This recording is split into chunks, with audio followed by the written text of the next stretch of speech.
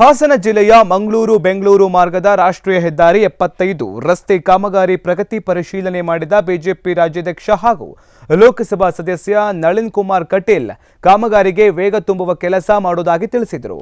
ಹಾಸನದಲ್ಲಿ ನಡೀತಾ ಇರುವ ಗ್ರಾಮ ಪಂಚಾಯಿತಿ ಬಿಜೆಪಿ ಬೆಂಬಲಿತ ಅಭ್ಯರ್ಥಿಗಳಿಗೆ ಸನ್ಮಾನ ಕಾರ್ಯಕ್ರಮ ಹಾಗೂ ಮುಂಬರುವ ತಾಲೂಕು ಪಂಚಾಯಿತಿ ಜಿಲ್ಲಾ ಪಂಚಾಯಿತಿ ಚುನಾವಣೆಗೆ ಪೂರ್ವಭಾವಿ ಸಭೆಯನ್ನ ಹಮ್ಮಿಕೊಳ್ಳಲಾಗಿದೆ. ಮಾರ್ಗ ಮಧ್ಯೆ ರಾಷ್ಟ್ರೀಯ ಹೆದ್ದಾರಿ 75 ರಸ್ತೆ ಕಾಮಗಾರಿ ಪ್ರಗತಿ ಪರಿಶೀಲನೆ ನಡೆಸಿದ್ದೇವೆ ಎಂದರು. ಇನ್ನು ಈ ಸಂದರ್ಭದಲ್ಲಿ ಜಿಲ್ಲಾ ಉಸ್ತುವಾರಿ ಸಚಿವರಾದ ಕೆ ಗೋಪಾಲಯ್ಯ ಹಾಗೂ ಮೈಸೂರು ಸಂಸದ ಪ್ರತಾಪ್ ಸಿಂಹ ಇವರೊಂದಿಗೆ ಪರಿಶೀಲನೆ ಮಾಡಿದರು. ಈಗ ಕೇವಲ 2022ಕ್ಕೆ ಮಾರ್ನಾಳಿ ಹಾಸನ ಇದು ಈಗ 10 ಕಿಲೋಮೀಟರ್ ರಸ್ತೆಯನ್ನು ಮಾಡಿದ್ದಾರೆ. 45 ಕಿಲೋಮೀಟರ್ 13 ಕಿಲೋಮೀಟರ್ ರಸ್ತೆ ಮಾಡಿದ್ದಾರೆ. ಅದು ಈಗಾಗಲೇ DPR ಆಗಿದೆ. 10,000 ಕೋಟಿ ರೂಪಾಯಿಗಳ DPR ಆಗಿದೆ. ನಮ್ಮ ಸರ್ಕಾರ ಈಗಾಗಲೇ ನಿತಿನ್ ಗಡ್ಕರಿ ಅದಕ್ಕೆ ಪೂರ್ಣ ಪ್ರಯತ್ನ ಮಾಡ್ತಾ ಇದ್ದಾರೆ.